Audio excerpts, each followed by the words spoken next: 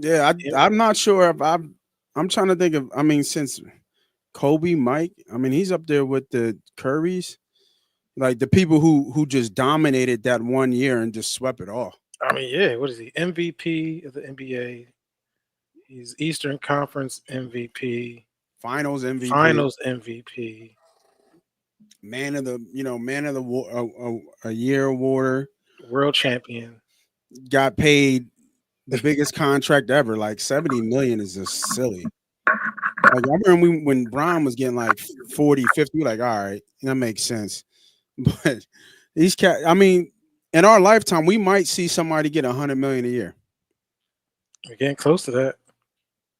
Like that's so wild to make that much money to play sports A year. a year. I mean, I remember. I think they broke down his numbers. Like he's like making like $2 a minute or something Mhm. stupid. You know what I mean? Like I want to look it up. What his awards are before we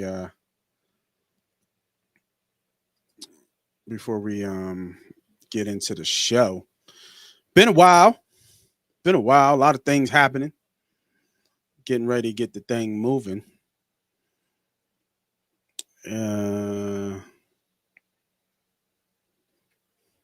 what's his first name? What's the S stand for? You know, Shay. Shay. hmm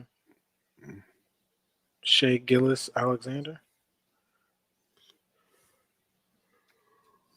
Shay Gillis. I can't spell for shit. Canadian. Yeah, I know he's Canadian. You know what I was been watching? I was been watching the was it the Heart of Gold or the joint about the U.S. Yeah, yeah, that's good. That's a good documentary. Yeah, I started watching that. Yeah, it's not Um, bad. I'm on like episode 4. yeah, I'm on two. I'm on the whole. I didn't know that it meant so much to Durant. That Mm, surprised me. That's where I'm mm. on season 2. You know what I mean? So he won the league MVP, scoring title, conference MVP, finals MVP. Um, he just won. You said athlete of the year. I thought there was another one, like man of the year award or some shit like that. I can't find it. It's all good. We'll find it. But Either way, good year. it's been a good year for them. It's been a good year for SGA. It's been a good year for Oklahoma. It's been a great year for the Philadelphia Eagles. And it's a great year to be part of the Money Pot, Money Team, Money Pot podcast. This is Gambling Nights. Let's go. Money Pot. Hey guys, this is your favorite neighborhood gambler, Moss Money. Thanks for clicking on my video. If you're into gambling, if you're into winning money at gambling, hell, if you love talking Eagles, this is the channel and the videos for you. So go ahead, hit that subscribe button, hit that like button, tell a friend to tell a friend, and enjoy the shows. Welcome, everybody, back for another episode of Gambling Nights. And if you're new to the show, Gambling Nights is a hot take of what's happening in sports and gambling stories that we can find, but we just find that sports is the gift that keeps on giving. So we just have tons of sports stories to catch up on, debate, talk about, laugh about. So if you're into the hot takes, if you're into what's popping right now in sports and in gambling, grab a drink, grab some popcorn. It's going to be a good night. It's going to have some fun tonight. I am your host. I am the CEO. They call me Moss Money. And I got my guy with me, Humble. It's been a while, bro. What's up, man? Another day, man. We just out here, man, just living a dream. Dry spell of sports right now, so we trying to figure it out. But the news be popping, so I Popping. feel like every week there's something new. But we're not that far away from the best season in sports, and that's Absolutely. football season, as you can see. You know, as you Super. can Yeah. see. When people You know talk what I about the mean? Eagles, man, I just make sure I have to correct them when they introduce or even talk to me about the Eagles. You hmm got to make sure you introduce the Eagles right. Right. And there's one topic we're going to get into later on. If you want to talk about it, you want to write it in the comments. Your top 10 quarterbacks right now in the NFL. And when you talk about Jalen Hurts, and I've been the biggest Jalen Hurts hater probably in my day. There are records and videos of my known hate on Jalen Hurts, but I give respect where respect is due, and respect is due for this man and what he's done on the field and when the lights are the brightest and how he's performed under those lights. So when you talk about him, remember to remind yourself, you say Super Bowl MVP Jalen Hurts. It's not just Jalen Hurts. It's not just Super Bowl champion Jalen Hurts. It's Super Bowl MVP Jalen Hurts. And you know, just because I'm feeling it right now, let's start off with the top 10. Okay. Well, I feel like ESPN been disrespecting our guy representing the Philadelphia Eagles, and it's kind of crazy. I just don't understand. Crazy. Super Bowl MVP. That monologue. I might as well start with it. Let's start it. Let's start with it. Okay, so right now, per executives, owners, blah, blah, blah, blah, blah, blah, this is the top 10 of quarterbacks as listed from 1 to 10. I want you to digest this list, right? I want you to take this list in and think about it. Now, there's a lot that goes in to, I think, anybody's list or everybody's list or whatever, how you want to call it. Championships won, playoff records, win-loss, and what they can do on the field. All those kinds of intangibles, right? Arm strength, statistics, how they lead their team, MVPs, et cetera, et cetera, et cetera. And just pure talent, right? Just pure talent. So the fact that you have the reigning Super Bowl champion, MVP, and Super Bowl champion at number 9. Number 9 is crazy. With the Jared Goffs and the Baker Mayfields. And the Jaden Daniels that just been there 1 year. At number 9. It's a joke. Is a joke. Like, it's just crazy. By default, he's top 5. By default, he's been to 2 Super Bowls. Right. And then in 4 out years. Super Bowls. And outplayed the number 1 consensus. Right. Twice. This doesn't make any sense. The disrespect is ridiculous. Ridiculous. Now, my program doesn't give me the whole whiteboard when I can cross off and write names. So we're going to do it live. If you guys want to join in, debate, let us know when we should stop. So let's go from let's suspense it a little bit. Let's go from the bottom and say yes. Bottom? From the bottom up. From the bottom up. Do you agree that Baker is 10? No, I don't think Baker needs to be on this list. What are we talking about? I mean, what you can cross him out completely. Baker Mayfield? Cross it off. I wish I could cross it off, but I can't. Cross it off, he says. No. Baker's not 10. No, okay, Baker. who you rearrange it for me? If somebody on this has got to be dropped. We're going to put Jaden Daniels in the top 10. He's going to be 10. Okay. You know what? I'll write it down so we have a running. And that's just respectfully. List. I'm going to put Jaden Daniels 10. All right. I'm okay with Jaden Daniels dropping to 10. All right.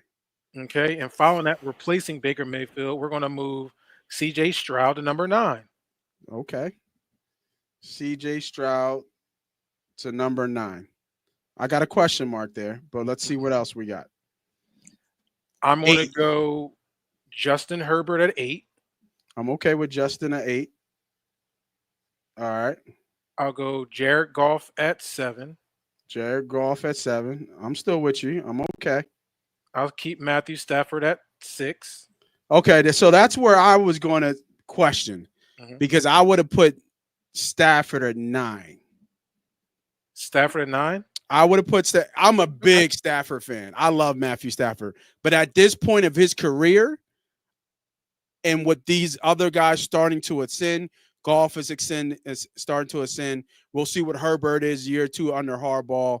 I mean, the most scariest team probably coming out of the NFC is the Rams, led by Matthew Stafford. No, he was one pass away from beating the Philadelphia Eagles and stopping our run. And we weren't looking for anything out of the Rams last year, especially after they lost their defender. Now they did recoup and pick up Jared Verse, who's a big time defender. They got some big pieces on the defensive end to help them out. But I mean, that's what I'm saying. If I'm looking at this list right here, I mean, I'm okay. Okay. But I will keep Matthew right where he's at. Is that 6? Okay, I'm okay with it. I'm okay with it. This All is right, where we're going to get this is tricky. where we Right get now, we're talking tricky. about the next level of elite Yeah. future talent. I would go here. Jalen Hurts at 5. So you It's, got it's a Hurts at battle 5. between me at 4 and 5 with Jalen Hurts. All right. So who do you have ahead of Hurts? Joe Barrow, Okay. and that can be swapped. However argument you want to make. I think just the intangibles of Joe Barrow. I think you can replace Joe Barrow, and then you get crazy outcomes. So that's why I respect Joe Barrow. You put Joe Barrow on the Philadelphia Eagles. I mean, I think you get the Same thing same. happens. Yeah, or yeah, you know what I mean. Like, I think that's why Hurts is that far down. Because well, if you it's a different offense, but you base it more a passing offense for sure. versus the offense that Jalen Hurts Yeah. leads. I Right? got I got in this argument before about it, and I just wanted to prefix people and understand this. Like, don't forget what Donovan McNabb did with a lot of poor teams, True. right? And Donovan McNabb took a TO less team through the playoffs into the Super Bowl Yeah. until TO came back. On a broken So leg. I argue that Donovan McNabb on this team would have done the same thing as Jalen Hurts did. And because why? Because we kind of seen it already. But we're gonna respect Jalen Hurts. I don't give a fuck Oh no, what yeah, everybody no, no, calls. no. We're gonna Yeah, yeah, because yeah. when the lights are on, Yes, he usually yes. shines the brightest. He So shines. that's what you want the That quarterback is to be. his intangible. So I Yep. actually have him over Barrow Okay. because of that. I have him in the top 3. Okay. I have him in Okay. top 3. So obviously you know where I go next. My Yep, 3 will be Lamar Jackson, yep, Josh Allen, Patrick Mahomes. yep. So And I and then have. respecting Go ahead. Lamar Jackson. I can't respect regular season anymore for Lamar. Yeah, you know what I mean? I think that's where it's like, okay, you That's gotta where get I'm over the at. hill. Once you get Yeah, over the hill, then he gonna shoot right up to one A, 1B. Well, maybe not because Patrick has done some crazy things, but he'll definitely be at 2A, 2B, depending on what Josh Allen's going to do with this team. yeah. So I got. So you got Allen 1, right? No, hell no. Who did you have? Patrick Mahomes won. Oh, you got. Allen won? Come on. Over Patrick Mahomes? Come on, Yeah. the things that Patrick Mahomes has done is kind of crazy.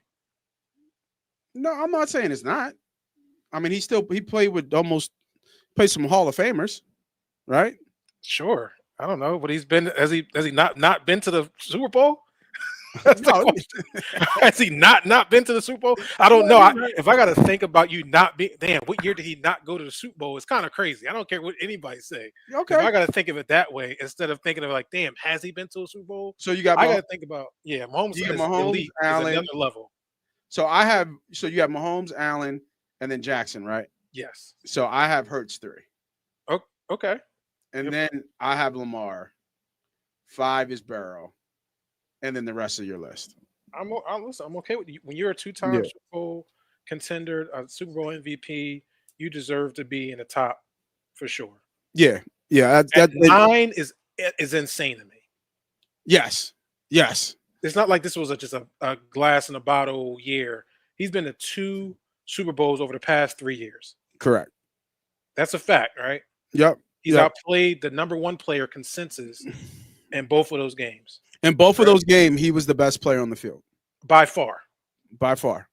I just want to make sure. And I'm not even going to the bitterness of that first Super Bowl. Yeah. But if the field wasn't crazy the way the field was, he should have 2 rings. He should have 2 rings. Yeah, and we be talking about Hall of Fame career. That's a good question. Is he on a Hall of Fame trajectory at this moment? At this moment, he is now. Because is he going to get into the Hall because he's a winner? He's not going in the Hall because he's a stat guy. He's going to get in the Hall because he's a winner. Is that enough to get in the Hall? He gonna need some rings. He's gonna need to really prove all the doubters that. When is he getting to the Hall? Because I kind of think the opposite of this. I don't think winning is enough to get in the Hall. You don't think winning's enough as a leader of the team? No, I don't think so. Like if he got 3 rings, Aikman's in the Hall. But Aikman's got numbers. What numbers Troy Aikman got? He's got top 10, top 20 numbers No, somewhere. no, no, no, no. We got to look. We got to look up them Look Troy it up. Aikman numbers. Maybe I'm talking up my ass. I ain't gonna get. I ain't gonna get no Troy Aikman. No goddamn. The Troy ultimate. Troy Aikman Aikman. was the ultimate. What they go player manager when you had Emmitt Smith and Michael Irvin outside of you, along with one of the most elite defenses and O lines. I don't know Troy Aikman to be having any top 10 numbers, Okay, you're right. You're right. You're right. but he does have back-to-back Super Bowls. When he okay, so it says fourth all time during his career. So during his career, he had the fourth all time passing yards during his career. So during that span, I'm Okay. thinking that's what it's saying. Everything else, touchdown, touchdown 68th all time, completions 35th all time. So hold on, whoa, this is crazy because you brought Mediocre. him up. Is Jalen Hurts In Troy that Aikman? trajectory. I mean, in that trajectory, potentially. But I think Jalen Hurts brings a little bit more with his dynamic ability to run the football and to lead, where Troy Aikman was just more of a facilitator, and he relied more on his teammates, and he didn't make many mistakes. I don't think Troy Aikman made a lot of. I think his interception touchdown ratio was like low. Yeah. I don't think he had a lot of turnovers, so he took care of the ball. Wow, that is really interesting that you just made that comparison. You pulled that shit out of your ass too. I Pause. mean, and then Like you got to look at like Jalen Hurts' winning record. Like his win loss record is is is good. is is Jalen Hurts like another Troy Aikman from a passing sense? And when you look at the offenses, they're eerily similar. Hall of Fame offensive line, Hall of Fame running back, Hall of Fame receiver, Hall of Fame. No, not tight end. I don't got no Hall of Fame tight end. No, I'm not. I can't. The jury's still out on defense, right? On how these guys are going to perform. Yeah, but arguably some really good defenses that has backed. Wow. Is this? Do we run it like Dallas did in those 90 years? Yeah, we could, and I think that's where the Hall of Fame comes in with Jalen Hurts is that you cannot not be in the Hall of Fame when you are leading your team every year to a Super Bowl opportunity and ultimately to a win. What they got? Three? They got Troy's three. got I think three rings. they got three in a row, right? Was it three in a row? Also, I know it was at least a I thought it three. was three out of four. That could be 3 out of 4. But remember they beat Buffalo twice, right? Yeah. Yeah. But did they beat them back to back? I think they beat them back to back. I think they beat San Fran, right? Oh no, that San Fran's going in. So they beat the Bills. They beat Cincinnati. Who they beat? No, they lost to San Fran because that's the year. Is that the year that Dion went to San Fran from Dallas, or was it the other way around? I don't know if they would. Oh well, I guess we have to go back to the '90s and figure that out. Yeah. Man, fuck the Cowboys, man. Yeah, Fuck fuck those Cowboys. Fuck out. Talk about the Cowboys. But that's interesting, though. That's an interesting take. I like it. I like it a lot. I like it a lot. So, that is our top 10 list. Debate it if you like. Talk about it if you want. Question is, how many Hall of Famers on this list right now? Future Hall of Famers. 1, 2, 3, 4, 5, 6. 6 out of the 10. Is Jalen Hurts in that? Yes. 6 out of the 10 are future Hall of Famers. Yeah. Let me guess your 6. Patrick, Josh, Joe, Yep. Lamar, Matthew, and Jalen. Yep. Yeah. Okay, respect that. Justin don't got no playoff wins. He might have a golden arm, but he don't got no playoff wins. Justin's. Jared is like right below being a star, but he's better than an average starter. Baker's found a home in Tampa, but he'll never take them deep into the playoffs. They're getting old now. So that's their problem. That's their problem. Once Michael Evans is gone, it's just over at that point. Washington got better today, but it's not enough with Von Miller. But we'll see what Jaden Daniels does in year 2. Yeah, that's the only knock on Jaden Daniels is that it's only been 1 year, Mm-hmm. and we saw this again with C.J. Stroud. and he's not even on his list this year. So, Yeah, bad. I'm not going to jump on Jaden Daniels for one season. So if he's going to be on the list, he'd be 10 for me, with respect that he has a bright future. And to be honest with you, I hate that he's in our division. I think he's that good. Yeah, Washington's gonna cause problems. They're built for sure. They're built to win right now. Dallas won 92, 93, and 95, by the way. 92, 93. So it was back to back, and 95. So 3 out of 4 you called it. Yeah. It was 2 against Buffalo, right? I didn't look that far, but more than likely, because I know Buffalo went 4 years in a row in the 90s, right? Yeah. I'm president. How do you go 4 years in a row and not get one? So fucking terrible. It's like a curse. Jim Kelly, baby. Yeah, that's so bad. That's so bad. And I was a big Bruce Smith fan too. Andre Reed, Don Beebe, Thurman Thomas, Don Beebe. I love the white receiver Don Beebe. Thurman Thomas used to rock the bird cage. Yeah, sick. Yeah. That's why they lost. That was a good team. That was a good team. Cornelius Bennett, I think, on defense too. Cornelius Bennett, yeah. Yeah, they're good. I used to play with them all the time on Super Bowl. That's how I know all those names. Techno Super Bowl. Yeah. Techno Super Bowl too. Mm-hmm. Oh yeah. I think that was a great call. You know what I mean? You take a Troy Aikman type career for sure. 3 rings. I think did they go to one? Did he ever lose in the Super Bowl? I'm not sure if he lost in the Super Bowl. No, I don't think so. Yeah. So no, that's good call. Good call. Let's stay in the football world though, and kind of take another story. It's kind of weird what's going on here. How some of these guys are giving back to the community and helping, but one guy in particular helping his community and now getting suspended, getting ridiculed, whatever you want to call it. Teddy Bridgewater, Mr. Teddy, suspended for helping kids. Let's bring up the story here. I think I got my phone. Let me move that. So Teddy Bridgewater, I'm not sure if he officially retired yet. He did. Did he officially retire? I believe so this year. Head coach for his local team. Let me bring up some of my notes here. Provided his own money to help with kids at high school football team. Let me move this. Teddy Bridgewater was suspended for borrowing his own money for meals, rides for players, and for field maintenance. He should be applauded, not suspended. I agree here from Jared. It's because of coaches like Teddy that unprivileged kids even have an opportunity to succeed. And just let me talk to you guys about the things that have been reported, true or untrue, of what Teddy's done. He's personally covered $14,000 for training camp expenses, $9,500 for team pride sets. Now, remember, Teddy's has made millions of dollars. Right. $2,200 a week for pregame meals, $1,300 a week for recovery, $700 a week for Ubers. This is not from buying the Miami Northwesterns, mind you. This is not like Teddy, and he won a championship too, by the way. Last year.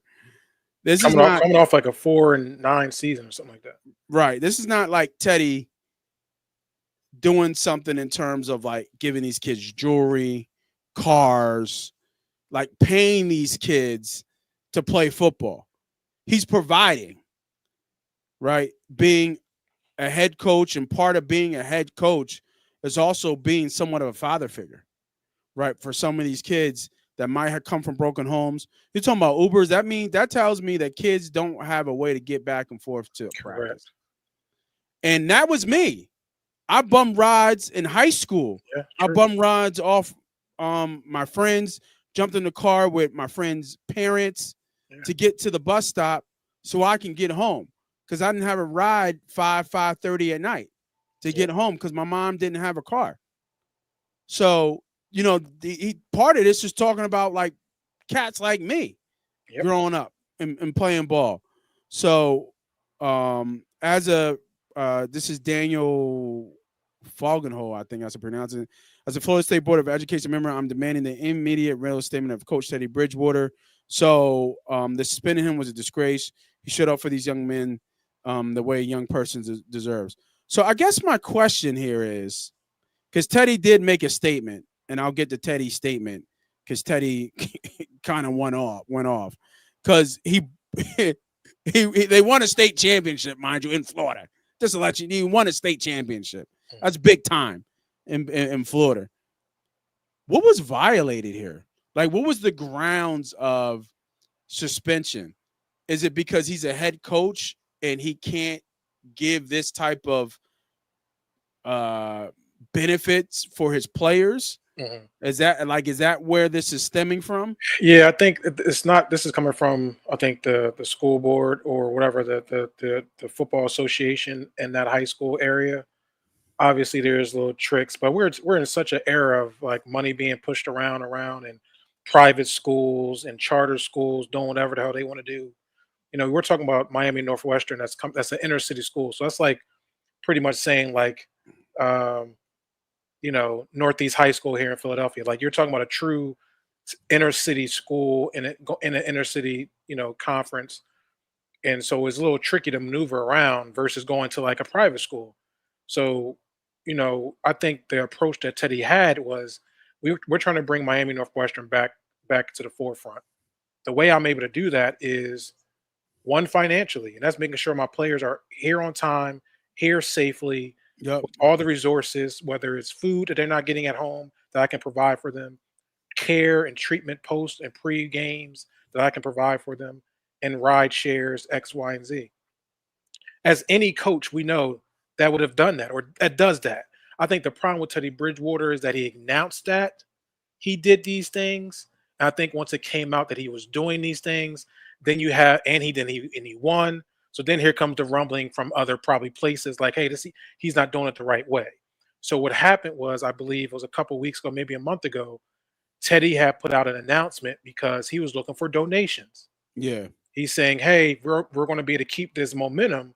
I'm going to need help pretty much from the parents or Yeah. or neighborhoods or whoever is going to be able to kind of help assist it. I can't keep funding this. That's pretty much what he's saying. Yeah. So people were a little bit of uproar about it. Well, this and you that. And it's like, bro, he's taking care of your kid. So hold on. The community got mad that he can't continue. It wasn't more So of like, the community seemed to be, and not, maybe it's not all. I'm just saying some reports. It could be yeah, two reports, but those two reports came out that they were like questioning, well, why we gotta donate, stuff like that. mm, Which kind of probably stirred the pot a little bit because then Teddy kind of expressed what he had put out. Like, I done yeah, paid X amount of money for this, I paid X money for that, I paid X money. And then once he put that out, then now you kind of like, it's kind of like, hey, there's rules to this. yeah, You know what yeah, I'm saying? Like you can yeah. fundraise, right? Right. Like it's like we fundraise, right? You doing a cookie drive, a popcorn drive, you do car washes. You can do the fundraising, but I don't think in certain districts or certain organizations you can actually just fund it. There's not a private school, it's not an IMG, it's not a charter school where they can just do whatever they want to do.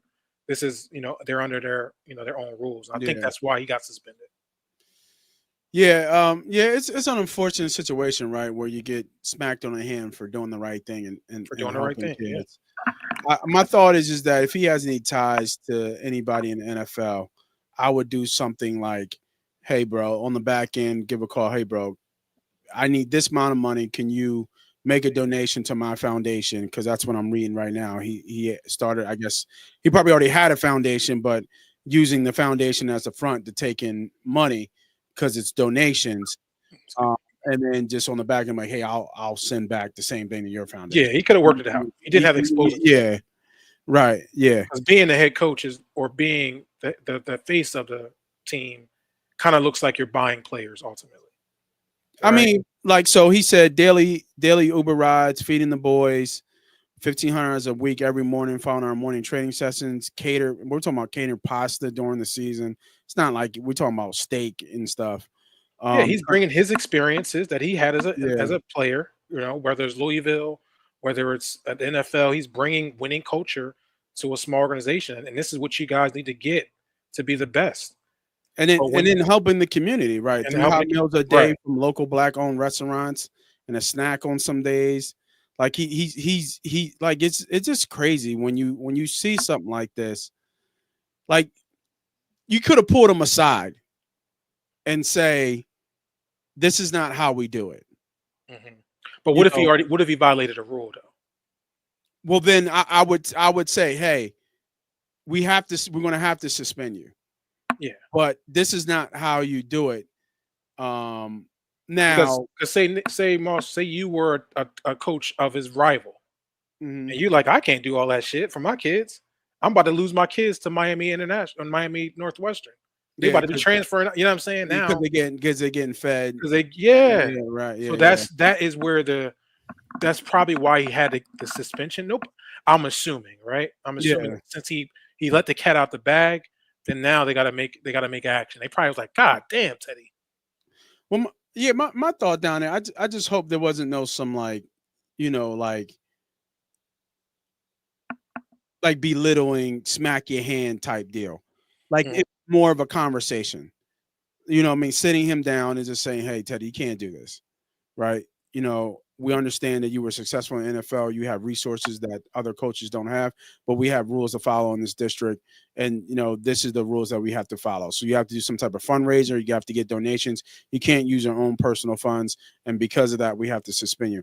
I just felt that because maybe the story got taken out of context too much on the internet, his response kind of almost said that, like, they came down with the hammer on him, almost. That's how I interpreted it.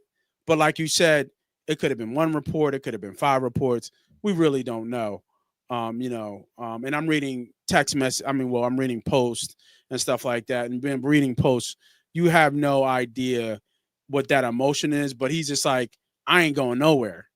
You know what I mean? Like, Yeah, so he said some he's of still supporting it. that emotion feeding through that post, it kind of almost insinuates that, like, they smacked his hand, a little bit in this one. And his argument is saying that he wasn't an employee, right? So how am I suspended? I'm not even an employee. Yeah, And that's the gray area, right? Because you are the head coach.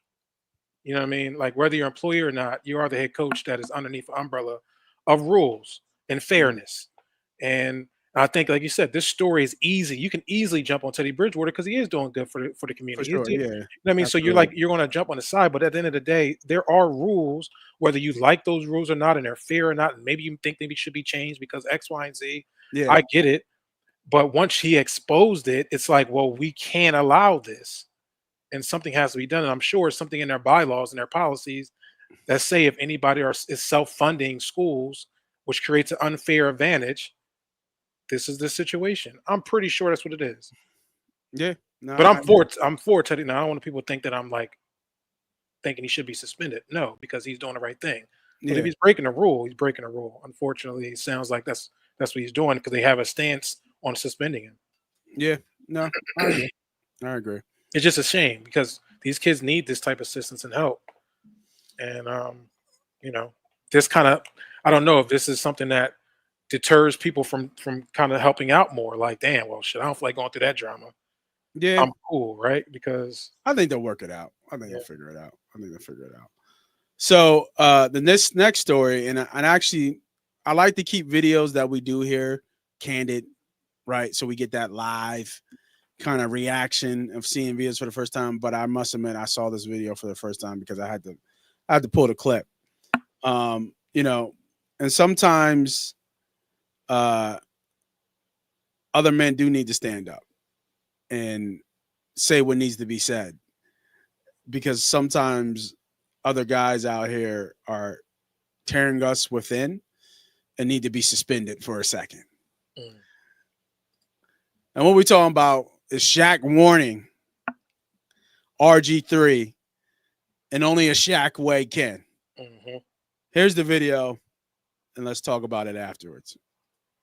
Man, RG3, tweet another monkey post about my girl Angel Reese. I'm punching your fucking face.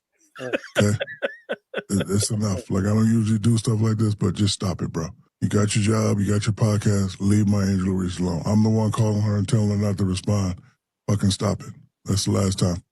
Okay? Thank you. Glasses It's on. not real hate. If you look around what's going on in this real country, that's hate. This is sports. I'm not supposed to like you. It's a shame that all the stuff you did in your life, you're going to be remembered for your podcast. That's facts. You're going to be remembered for your podcast. That should tell you you're not that fucking great. I don't want to be remembered for Shaq's Bit podcast. I do not. Like, leave those girls alone. You already spoke on it. Let it go. So what? He hates her. So fucking what? I hate you now for messing with her. Now what? Say something about me. But she's not going to respond because I'm the one calling her and be like, baby, keep it classy. Because she's not soft by any means. You're from the streets. But I'm like, you're beautiful. Don't indulge with these fools because he's a fool. You don't even have G14 classification to say that. I would respect it more if Lisa Leslie said it.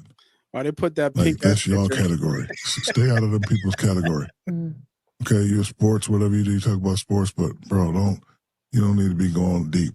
Y'all can go deep. Y'all are females. Y'all understand what that's like. If he hates her, so what? Mind your business. Like, I don't mind you doing your job as anyone, but don't pick on that little girl. Because guess what? I'm her protector. Now pick on me. You pick on me, I'm going to punch you in your fucking face. Woo! And it's just like that. Grown men talking grown man things. I'm sure RG3 ain't gonna say nothing. Yeah, so I haven't looked to see if he I'm said sure anything. he ain't much he gonna say. I think he will. You see them? You see them paws he got on? You see that picture, that freeze frame of them paws right there? I think RJ3 will. I don't think he's going to be intimidated. I think he's going to play the victim here and just saying he's just speaking his mind and it's his right to speak his mind. Which it is, but you have to understand when you put yourself out on the internet, and I'm pretty sure he does because he does have a successful platform from what I can understand and see. But when you put yourself out on the internet and you make an opinion, it's open for the world to talk about, man. You have to be able to take the good and the bad, whether they're good takes or bad takes. And I don't know what the monkey comment was. I didn't try to search it. Yeah, it's not a monkey comment. So what happened was RG3 responded and pretty much made it national that a clown on his thread or that follows him had made a meme of the NBA 2K because Angel Reese is on the cover of that. Right. Congratulations to her too. Congratulations. And they replaced it with an ape. So her picture on the cover, they replaced it with the ape. And what stupidhead RG3 decided to do was repost it and then act like he has some type of honor by saying, nobody should be called a monkey, da-da-da-da-da.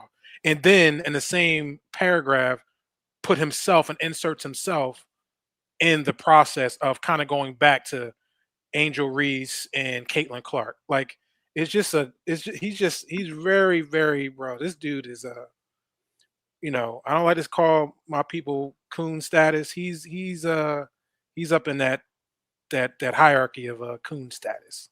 Right. Because it doesn't, you don't need to do it. Yeah. There's no need to try to pump yourself up off of other people, but two of people that are vulnerable and women, right? And especially women that like Shaq said should be protected. And you're just pretty much attacking her. Yeah. And you're opening a door for other people, the other people to look at her in this light, right? Because they say, oh, well, this black man, look what he's saying about this black woman. It must be okay because we agree the same thing he's saying, when really he should be kind of like either say nothing or be helping and defending. He can have an opinion, but you don't have to harp on this opinion that Angel Reese is this evil person and she despises Caitlin Clark, because little does he know it sparks deeper conversations about what Angel has to go through on a day in and day out because of some of the comments you make and perception that you put on her. Yeah, I love that Shaq said he reached out to her to make sure that she stays focused on basketball. Yeah, Shaq and her are close. I think they both run a Reebok, so I think they got ties, investments. Right. So he look at the money. I think is Yeah, don't put yourself in a position where you feed into the fire of the narrative that you are the angry black woman that's being labeled on you, that you are the villain, that you kind of labeled yourself as being the villain. Right. So now that it's all wrapped, that ball is already ready to go. As soon as you push a button and you go off, and then that narrative will be attached to you moving forward. But I just want to say for the haters out there for Angel Reese, and I made a post about this before, is that she has been balling the last 7 or 8 games. When people don't know, she's averaged almost 15 and 4 over the last 8 or 9 games. So she has been doing really well by letting her game speak for her instead of her actually making any comments herself. The one thing I didn't like about on this one with Shaq was that I think that women should be in front talking women basketball, but I don't think that it should be secluded just to women talking basketball. For women basketball, at least. Because when he said that at the end, he was like, yeah, he don't need to be talking about that. That's for y'all to do. That's for y'all to go deep. And I really didn't understand what he meant by that. Like, I was just like, well, why can't he? I took it this way. I get what you're saying, but I took it more as it's okay to call balls and strikes, right? Like RG3, you want to have a conversation about WNBA? You want to have a conversation about Angel Reese? Let's talk about the sport. Don't create a narrative of assuming something that's already Fragile. boiling, right? Like this, you're actually throwing more flame to the fire. That's not about sport, right? So I think what he was saying, because he said, I know you got your sport Comcast, so you can do that, but to get this deep and personal, leave that for the ladies to do that, right? You don't need to get yourself involved in that, but you can call balls and strikes about sports. I think there's no problem with that. I'm not an Angel Reese fan personally, but I also cannot say that she's not balling right now. Yeah, she's balling. She is. Yeah. You know what I mean? Now maybe half those rebounds are missed shots that she got because she can't make a layup, but I'm just saying. You got to throw that in there, dog. I was just saying, I'm just saying. But that just tells you where I'm at, is that although I'm not an Angel Reese fan, I'm also not going to throw her personal jabs at her to make her this evil person when I don't think she is. I like what Shaq said, is that, and at the end of the day, fuck it if they don't like each other. Who gives a fuck? It's sports. We shouldn't be liking each other. Your competitors, all this, trading jerseys, this little era that we're in 2025 is new to sports. I didn't like my rivals. You shouldn't like your rivals until after y'all done, right? You know what I'm saying? Like, but hey. Yeah, no, I hear you. Staying on the other side of this, right? Because I personally think that the Angel Reese and Caitlin Clark conversation is great for the WNBA because there's a story. There's a story, right? And if Caitlin Clark is your white knight in shining armor, literally, there has to be another side of that, right? And that's kind of where I think the Angel Reese conversation of the villain coming, right? If you got a hero, you need a villain, right? It's the magic bird. It's the same thing. It's just replayed, and I think they need it. The NBA needed it. Yeah, the NBA needed Magic and Bird to survive. If it wasn't for Magic and Bird, the NBA wouldn't be where the NBA's at. Right. I was going. WNBA is hopefully banking on creep up on you. Like you came back like Mrs. Creep up on you. You know what I mean, under the chair. Oh no, I was looking for my flop that fell. I was about to say, you know. Oh no. No, it was my flop fell off my foot. So. Yeah, right. But I think this is the same thing the WNBA needs. It's they need something similar to this, and I'm not saying it's a white and black thing, but listen, it does sell. It's part of the dynamic. Sell, and people do choose sides, and they do, but it doesn't have to be nasty, right?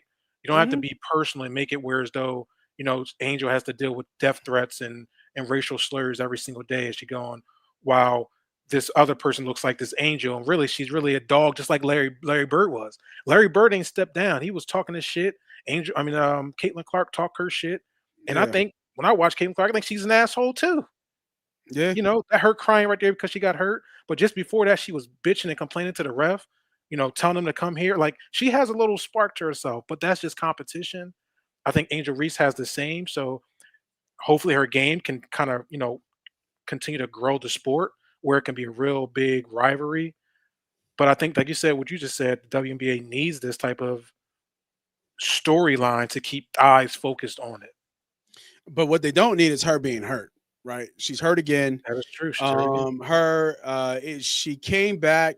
I think she's been back for 3 games that I was kind of following. Her last game, the Fever played Connecticut Suns, and literally last minute left, late in the fourth quarter, she tweaked that groin again. And this is her after that because she knew what it was. But here's the kicker, and this is the thing I want to talk about. Not the fact that she's hurt again, and they're kind of complaining to the refs that they're letting some of the calls go because they're kind of pushing her around. And it kind of reminds me, I'm not calling her Michael Jordan and anything in that sense, but it kind of reminds me of when Mike got pushed around by Detroit, and then he went into the weight room and made sure the next time they came back, like, if you push me, I'm pushing you back, or I'm standing my ground. One of the two. They were just too physical. So I just think she just needs to get stronger. So that doesn't happen as much. But All Star Weekend is this week, and it's in Indianapolis, and she's supposed to be part of the 3-point contest and kind of catered to her to win it, right, on home turf. So I'm going to put this out there. With her being injured, and I don't think she's going to shoot. I don't think she might show her face just to show, face and kind of support the league and support the other women. Even I'm not sure that Alea, I forget her first name, Boston. I know they call her AB. Aaliyah Boston? Aaliyah, that's right. Aaliyah Boston. I'm not sure if she made the reserves of All-Star team. I don't think so. I think it was really just Caitlin from the Fever because she was a captain. But, I mean, man, she needed to play an All-Star Weekend for the WNBA. How do you feel like long-term, like, they need her, right? Like, they need her to sell seats. They need her to sell TV deals. Like, if she's hurt, like, do you feel like the All-Star Weekend for the WNBA is like, now it's just kind of like mute? Like, it's just like it's kind of down since she's not going to be really, at least in my opinion, hasn't been announced yet, but in my opinion, I don't think she's going to participate. Yeah, I don't think she is. It's unfortunate. Injuries happen. You lose your best player, LeBron James, and played an All-Star game last minute. So it is what it is. I do think they need her. I think the WNBA needs her.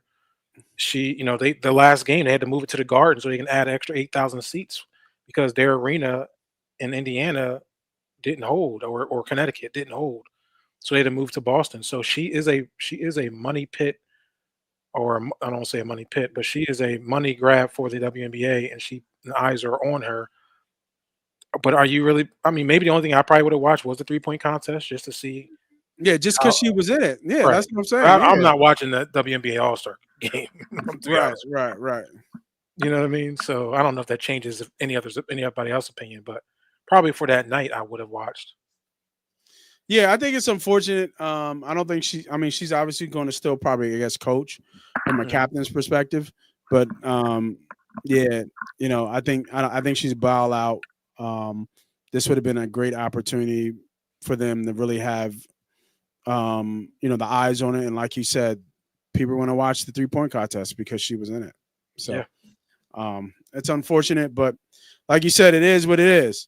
Growing's a tricky, man. Hopefully she can get back soon, but growing's is tough, man. It just takes one little wrong turn, tweak, and then you're right back to square one. I think she knew that when she all it was a pass. Yeah. But it was a tweak, and it hurt her. And hopefully she can get back. She probably rest is the only thing that's going to get her fully healthy, and I don't think they have enough time to be resting, so it's unfortunate. I mean, and it's another thing that's unfortunate with another injury, and it's just like this guy can't get it out of his own way. PG 13 hurt already before the season even starts. What's your Philadelphia 76ers? And here's the kicker, bro. Was it Halliburton? Is how you pronounce it? Halliburton's out. Tatum's out. Like, the East is open. Like the East is open for business, right? And VJ looks like he could. Let's go, baby. Next man up. Yeah, contribute. You know what I mean? They're gonna be doing more than contributing.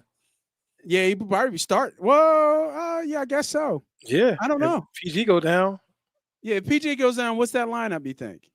VJ steps in. You think so? I mean, if VJ performs well and he Or can play, who was the kid from Kentucky? They just signed. Who was it? they just signed Yeah, they just signed Edwards, a Justin deal. Edwards. Is it Edwards? Justin Edwards. Yeah, Edwards. Yeah. Yeah, I mean, solidified. Yeah. But I mean, but it's just a shame because, like I said, I feel like we just, we don't know where we are with Embiid, and now did we you got read that whole ESPN? That thing was a long ass. I didn't read it. Which one? Joel on ESPN. There was like a whole article about his injury, or just about the about. I think it went from start to finish. The way it looks, it went from, his dog from the beginning, from the Olympics. I didn't read it. No. It sounds like I didn't even notice. It sounds like he has Harden doesn't talk to him anymore. Did you see that? Nope. Yeah, but I can't. To me, it's a lot. And I like Embiid. I don't think he's a leader. He's a great player. Yeah. But he worries about himself. And the leaks continue to get out there. We saw it last year, right? We starting seeing a little grumblings and crumblings about somebody not being on time at practice, not showing up on like that is, especially when it's supposed to be from your head guy. He got to be there. And if you start that bullshit, it's going to just filter to everybody else below. And you can't have that, man. You hear terrible things about the organization of Philadelphia in the past. I think other athletes that used to play here are saying like, yo, these cats were just doing whatever the fuck they wanted to do. And Brett Brown was allowing it to happen. So that's, I guess it's Brett Brown, and Brett Brown's no longer here, but that's more of an organizational situation that's allowing it to happen. Yeah. And Embiid's a part of that. So if that was being allowed, Embiid is now carrying that throughout his career. This is what the NBA is. Yeah. And when you have young players coming in, you can't get them caught up in that game because they'll never grow, right? You got to have a core group of young guys that are willing to win and be great. And when you look at OKC, Shea Gillis, Jalen Williams, even Chet, like these dudes are about just being together, being and doing their own thing together, though. Yeah, I mean, he does his own thing. Yeah, they missed that opportunity. I forgot I had a video. Let's get the official video about PG 13's injury and what was reported. Did this injury occur, and how will it impact the rest of PG's offseason here? Malik, I'm told Paul George suffered the injury during an on-court workout last week, and it led to him visiting a doctor on Friday. And the decision was made to undergo arthroscopic surgery because the doctors felt like this would be an injury that would linger for a player that was never healthy all last year. Paul George's season ended rehabbing from injections on groin and knee injuries. He had a finger injury during the season as well. And so now he starts rehab for this knee injury, and he will be reevaluated at the... Let's just stop right there. Look at that shit. Is that 15 injuries to the abductor? Yes. Like different groin, abductor, knee, all like all lower body extremities that have been reported. Crazy. Start of this upcoming training camp, but I am told both sides will be cautious with him. They want to see Paul George return to that full form Paul George they just have not seen in Philadelphia. So I do expect both sides to be cautious from this injury that Paul George suffered last week. Okay, so this is essentially so that they can hopefully see that full strength Paul George that we're all waiting for in Philadelphia that never quite came to fruition. So when was I guess that's his fewest in the season. He played 10 games since 2011, 2012. So when was the last time Paul George looked like Paul George? Was that OKC run? Well, I thought he had that run in the Clippers, right? It was him. Did he have a run in the Clippers that he played? Him and Kawhi had a little run. Yeah, I think Kawhi got hurt, so he had to kind of take up a little burden. But But then that was the last because I think he's averaging like 24, I think, that year with the Clippers, or 22 or something like that. I'll have to look it back up. But I mean, what do you think about the Sixers this year, man? I mean, they're going to be contenders, or are they pretenders still? My stance on the Philadelphia 76ers is I'm ready to turn the page. I'm looking at these young guys that I think are excited to play the game. Your Jared McCain's, hopefully he can recover and be ready to play. He has excitement. VJ, we just drafted. You can see his excitement. Tyrese Maxey has excitement. Like, these guys really want to play, and you need that. They're not right at this moment caught up in the lifestyle of being a rich basketball player. They still got some hunger from what I can see. I think Embiid lost the hunger. And he tells you that. He tells you that when he doesn't show up for Christmas games. He wants to be with his family. He tells you that when I'm not doing no back-to-backs. Right? And like, it's the hunger. It's a difference. When he's on the court, he's going to give you 25 and 10. Easy. Because it's easy for him. But now that I'm making millions and millions of dollars, my family's cool. Brother, I came from Africa. You feel me? I was so far from this life. I'm cool. I at least want to be able to walk for the next 20 years. So I really think he's going to be a player that probably retires much earlier than he was going to, because I think he's okay now. And I don't think he loves the game. I think he's just great at it. I mean, do we feel that 7-footers that are his size last that long? And if they do, then we're talking about all-time greats, right? Well, yeah. I mean, yeah, all-time greats.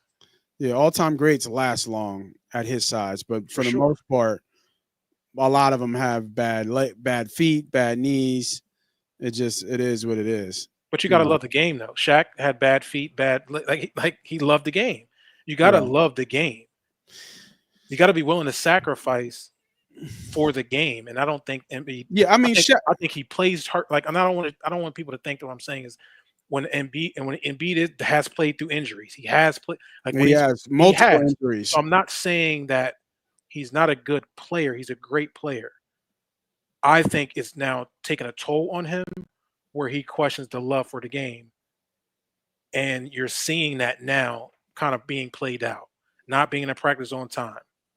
Like, not being the leader that you need these guys to lead, not seeing some potential future talent that you can kind of like say, okay, I got, like, he's not looking at the future. It's like he's almost like checking out. Yeah. In my opinion, this is just my visual. I mean, well, hopefully, like I said, I didn't read the whole ESPN article. It's a whole deal. Hopefully he comes in shape and ready to go, because I mean, they can easily, be in the top 3 in the East. Let me ask you a question. Yeah. If you were to make a percent or bet your money, how much you betting that Embiid gonna come back in shape and ready to go? I'd probably say like 70-30. You're on the 70% that he'll be ready to go? No, I'm on the 30% side. Okay. Yeah, so that kind of like, that lets me know. Yeah, I'm on the 30% side. You feel me? Like, that lets me know that this is what he's showing to us, that he's not going to be in shape. He's not going to be ready. Because, well, and then the other part of that is that I think you've said this before. Like, it's possible his knees are shot. Like, it's possible he has no cartilage. It's bone on bone.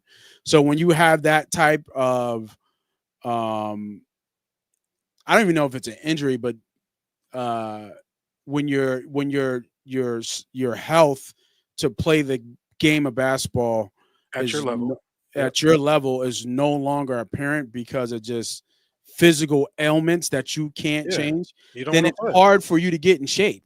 And get up. You can't go running. Yep. You know what I mean? You can swim, you can bike, you can do other things that are low impacting, but it doesn't change the fact that you play basketball. So there is a type of conditioning that you need to be able to do to run up and down the court, jumping up and down, playing 35 or even 40 minutes when they really need you on both sides of the court. Swimming doesn't make up for that. You know what I mean? Like, that's just the normal wear and tear. And if that's the case in your knees, then like you said, we get to see an early exit. I respect Embiid because I think he has put his own personal well-being and health on the line to play for this team. And I don't think he gets enough credit for that because he's always injured.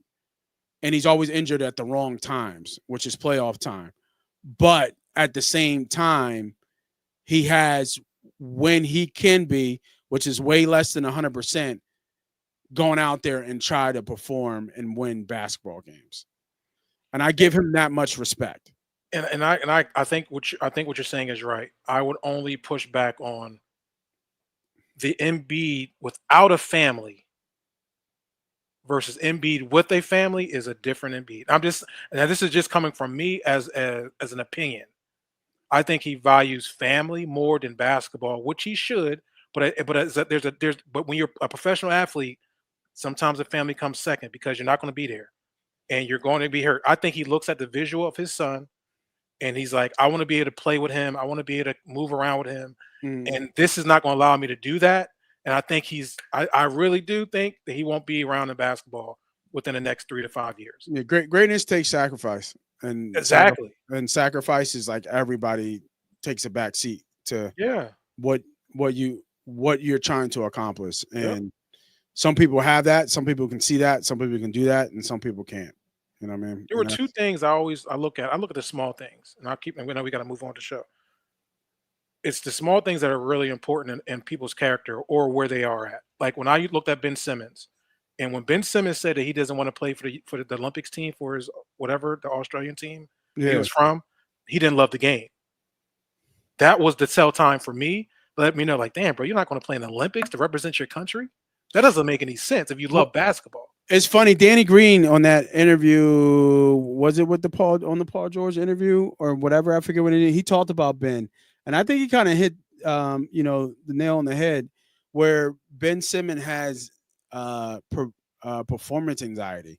He can go and play in a gym in LA Fitness and dominate and be Ben Simmons. But once he gets in front of 20,000, 25,000 people, he just can't perform in that type of arena and that type of setting, which is a really interesting thing because he was saying that for the most part for Ben, it was all mental. And then he did have the back injuries and that was all true. But in the beginning, like it was all mental. And I thought that was kind of just an interesting, take on Ben. Yeah. We've seen so many iterations of the Sixers team. We've seen so many big threes or stars kind of come in, and none of it's worked.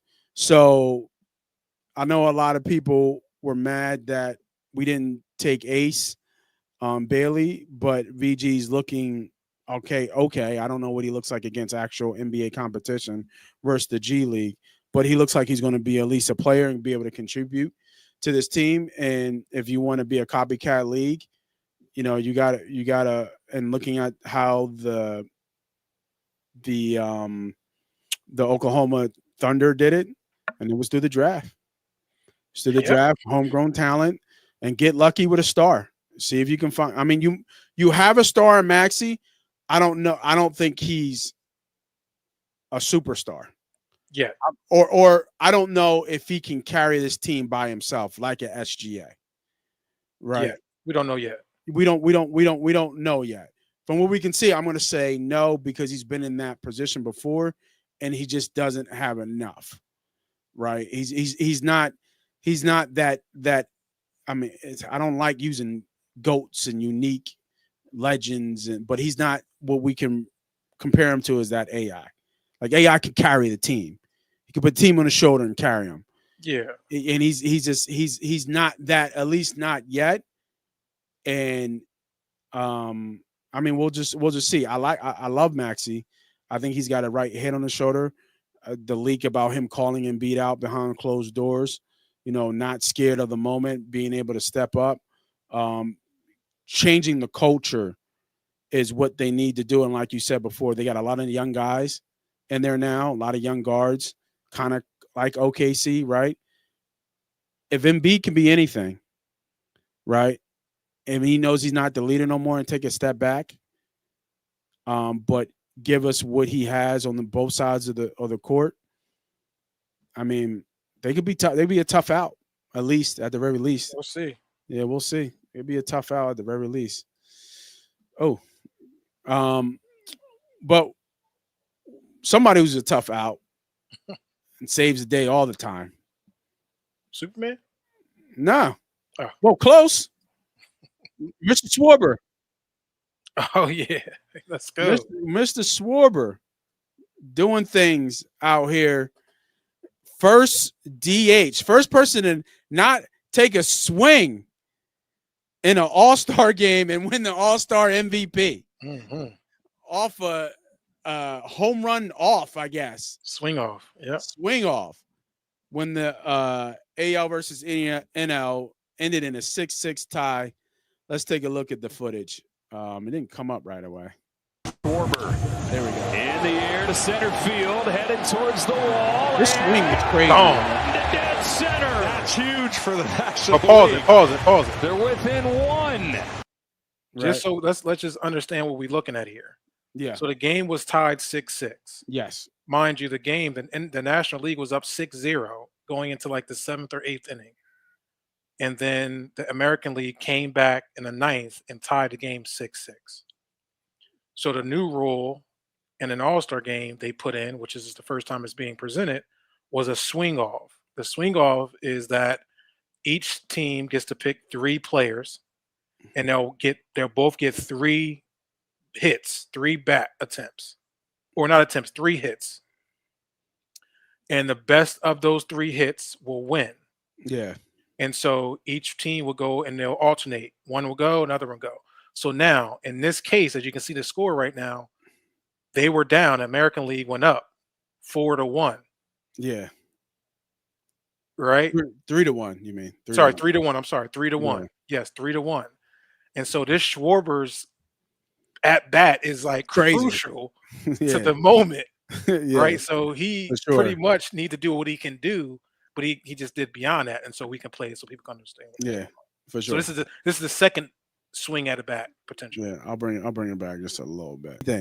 They're in Atlanta. They're in Atlanta. And people are going nuts for Kyle Schwarber in Atlanta. But look what we're looking at right now. Look at the excitement of the players because it's new. Nobody's seen this before. It is exhilarating because it's almost like it's better than like a penalty kick in soccer because it's like, oh shit, you know what I'm saying? Like, correct. We're knocking home runs, so this is really exciting. So you see it. So now it's tied 3-3 here. They got a side angle of him doing that, and it's a great picture. He'll probably have it on his wall. Yeah, everybody hype. Everybody look. Everybody's head is up. Look at the catcher. Yeah, catcher. Everything. Drop the one knee to get that thing. Oh man, that's. I didn't watch it, but I saw obviously the highlights. I didn't see this particular video because this video shows some of the off pitches, like that he didn't swing. I only saw the 3 hits, the 3 swings. So this was actually a really good video that showed pitches that that he didn't swing at. But man, that was probably, I think, the best time to watch baseball is playoff, Red October. I think there's nothing like playoff baseball. Everybody's on their feet, especially when there's big tension games. I guarantee you at this moment, everybody was on their feet and everybody enjoyed this part of the game for sure. For sure. And a lot of people didn't even notice what this was. They didn't know what they were doing. Right. So this is all a surprise for a lot of people. I thought it was a great idea for MLB. I think it's a great idea too. Definitely input into the All-Star game. But it was cool, man. It was cool. That's the difference between Superman and somebody that just don't got it, because he had an opportunity to win the game and he had 0 of 3 on his hits. He had the first home run went off the wall. Went off the wall on the back. It wasn't a home run. It wasn't a home run. It went off. It just went off the wall. Yeah. And then the second one was a blooper to center field. That was kind of like a pop up. So, that was cool. Because there was some drama in Philadelphia about Sanchez not making the All Star. Trey Turner not making All Star. I mean, we got screwed. We was Trey. What you mean? Trey Turner was like leading the league. Trey. Trey good for an error in the field. Well, not in the field. We talking about like what he did he was super hot going into the All Star. I think he was leads the league in hits and bad Is it runs. The league or the National League? The league. I think he's like by far. Like he has a big gap. You can look at the stats. Okay. Of like leading a league. I thought it was National League. I thought he was on his MVP season with the Dodgers. I thought he had an MVP season with the Dodgers where he was on that same pace for well over 100 hits. I think he has like 80 or something like that. But yeah, nah. But I mean, but that's for Trey Turner of Philadelphia leads in that on National League in hits. I thought it was the National 9 hits, but that's all he's supposed to make the National League. There's only one team you're gonna make, right? So it should be the National League. Yeah. No, we did get 60 run scores. We did get jerked on some of our players. I mean, Willer would have pitched, but he opted out. But I think he opted out because he thought Sanchez would have gotten it, or even Suarez. He just had a baby. Yeah. So it was just giving him some time to get back home. Be with the baby, just a newborn. I thought when I looked at Milwaukee, got a guy in there. I thought that was just crazy. I know he's good. I know he's this new phenomenon. I think I don't know how to say his last name. 5 starts. 5 starts. How do you like how do you do it? Yeah, I don't. Yeah, it was a tragedy but shout out to the Phillies organization because they still gave Sanchez the All Star bonus that he more likely would have gotten. So shout out to that. But I mean, let's end it with this. Just a little bit new movie reviews. Me and Humble are big movie buffs. And Humble is good to find himself in a movie theater probably quicker than me. He'd be on them first, second days of them weekends. I definitely will be in the movies to see Fantastic Four next year. Yeah, that looked good. Sure. I'm excited to see for sure. I'm excited to kick off the new sense of Marvel. But you went and saw Superman. I did. So tell us your thoughts on Superman. Give it a grade. And always a question, would you spend the money to go see in the movies, or would you wait for it to get home and do I can hold you. I've been doing some of the rentals, because I got the big screen downstairs, so I can set it up with, it's like I did Sinners was a rental. I did I just did what's the joint? Sinners was great, by the way. Great movie. Yes. Yeah, Sinners was really good. Thunderbolts. I did the Thunderbolts. I didn't see Thunderbolts. I'll probably see on yeah, that was quick because movies, especially if you with your lady or whatever, you're not going solo. You spending $75 or something in there. Go hit the movie. Well, we'll check out AMC. They got the new matinee joints on Tuesdays and Wednesdays. Yeah. Yep. Tuesdays and Wednesdays. But I digress. Tell us about Superman and is it worth going to see it? So no spoilers. Obviously, movie been out about a week now. I give it about a C plus. Thought it was good effort. Felt a little rushed. I know it's a 2-hour movie, but I felt like it was a little bit rushed. It was more cartoonish a little bit to me.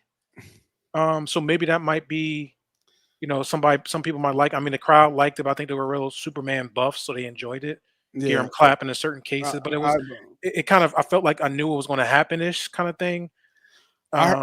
This is what I heard. I read on Twitter. I heard it's really a movie about the dog. The dog was the thing about the movie.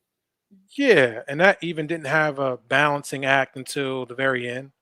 Right. Of who the dog was. It just, for me, I felt like they were rushing through the plot a little bit. You kind of had to figure out what was happening because it was there's no origin story. Some people love that. I like origin stories. Yeah. But some people are tired of the same origin stories, restart all that stuff. Yeah, I think they came out and said that wasn't an origin story. He was going to pick jump right in. Yeah, he was already Superman. Like they weren't going to redo the whole. But it was a little too but it brings it more to a comic feel, I guess you can say, like more animated, comic-y. Right. Power Ranger-ish, I would say. I know it sounds crazy, but it just kind of felt that when I watched it. Yeah. Would I watch it again? No.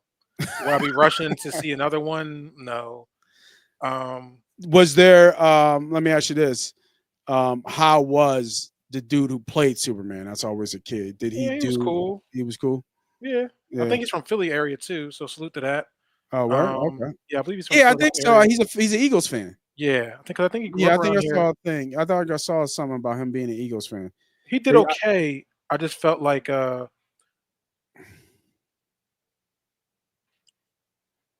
Clark Clark was just a little bit more serious. Does that make sense? So his version of Clark was not the goofy kind of dorky Clark. His was more of a serious Clark. No, I think he was more of this. I'm sorry, I'm spacing for a minute. It's more like this nice guy type of. I don't know. I just felt like Superman just when he wore that cape, it was. I'm getting business done, bang bang, and boom. This would seem a little bit more like. I don't know. It's just hard. It's hard to explain. Man, and make you setting it up like, damn, and now I got to see it, right? I don't want to get no spoilers. So right, it's not a bad movie. I give it a C+. C+ is bad to me for a Superman movie. Yeah, like if you ask me, would you wait to see it out of the movie? I will wait. I was about to say the next year. Do you go to because there are some good movies out. I think Fantastic Four is going to be good because I like the approach of going back into the 50s and the 60s and that whole like storyline. But I like origin stories. I like stories. This kind of just threw me right into the action of like Lex Luthor and Superman, and it just just like okay. How was the boy play Luthor? I know he did good. I thought he did a good job. He did do a good job. Now, a movie that you should see in the theaters for sure right now is out right now, still out, is F1. F1 is a hell of a movie. I thought Brad Pitt, like the young bull, is it Idris? I think it's Idris. Yeah. So he did it. I thought that was a good movie, worth seeing in the theater. You saw it on the movie screen. I'm assuming. Yeah, I actually saw it on a 4DX where it's actually animated, like your seats are shaking. Kind of like gets you kind of like really. They have one at King of Prussia. Oh, so 4DX. Dameson Idris. Damson Idris. Damson, yeah. He did a good. They did a good job. That was a really good movie. I would recommend seeing that. I would actually see it again. Oh wow, that's how. It actually looks good because I heard they actually driving the cars. They are. Yeah, they did a good job. They did a really good job. Yeah, I heard they actually driving the car. Speaking of that, my cousin hit me up, and then we get out of here. If you guys are in the area, Daytona and Dover this weekend. Daytona? What you mean? The NASCAR's in? I mean, sorry, NASCAR. Oh, the Monster Mile. Yeah. Yeah. I know a lot of people run racing. Racing is a very unique sport. I was able to experience that because my college was across the street from Dover Downs. So we had opportunity to volunteer there during races. And I'll tell you, that was my very first race I experienced, and it was exhilarating. Probably the most exhilarating experience. Seeing how fast these cars are moving, being close up to the fence, and my eyes being wide, and hearing the noise, the speed, the wind flying past you. It's really an exhilarating experience. I would recommend anybody, especially people of our culture. We don't really pay attention to NASCAR or racings, and they don't really understand it. I do. I watch it, but I got tuned to that when I was younger because I like race cars. But then when I got to experience it, it was just I would recommend anybody take one opportunity to go to a race, whether it's NASCAR or Formula One or Indy. It's a great experience. For sure. Yeah, I agree. So another thing too, Philadelphia had actually opened up a F1 arcade. Yeah, they did. One of them date night things, to get down there. I haven't been down there. I haven't really done any reading, but I know they opened up a couple F1 arcades where they're supposed to be like these, simulator type of arcade video games, kind of like what they practice in. Probably not to that level of setup, but it's similar, right? So I hear it's a good date night. They got food, and it's, you know how they're doing. But they did just open one up in Philadelphia. Yeah, man. Lots of fun stories to talk about. I like the movie review. We'll switch it between movie review, political. Well, we always ended up with something a little bit different. Next one will be Fantastic Four. Let's see what. Yeah, for sure. For those on the late night tip, man, thanks for rocking with us. I see 150 folks over in Twitter. Oh yeah, what's up? So make sure you guys hit that like, hit that subscribe, hit that follow, tell a friend and tell a friend, share the show. Make sure you put, keep telling Money Pot, people out there what we're doing. And what we're doing here is always trying to educate and teach folks about gambling. There's an epidemic in gambling right now, and we're on the other side of that, right? Where we're not telling and trying to encourage people to gamble, but this is something that we do as that we have in our kind of back pocket as one of our tools that we do in terms of investments and just because we just like it, and we try to teach people how to do it the right way.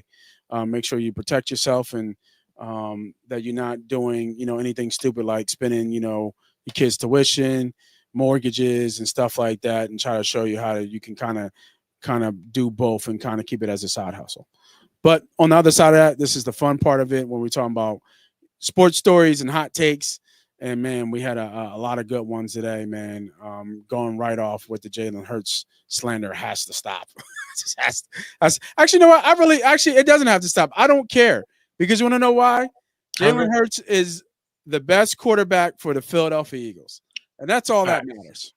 That's all that matters. At the end of the day, you can say all you want about Jalen Hurts, this and that, but guess what? He is the best quarterback for the Philadelphia Eagles.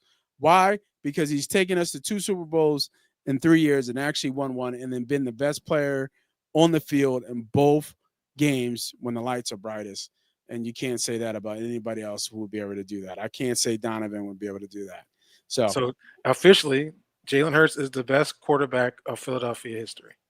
I would think that he's definitely, that's what you said, some votes. That's what you just said. Yeah. It won't give him.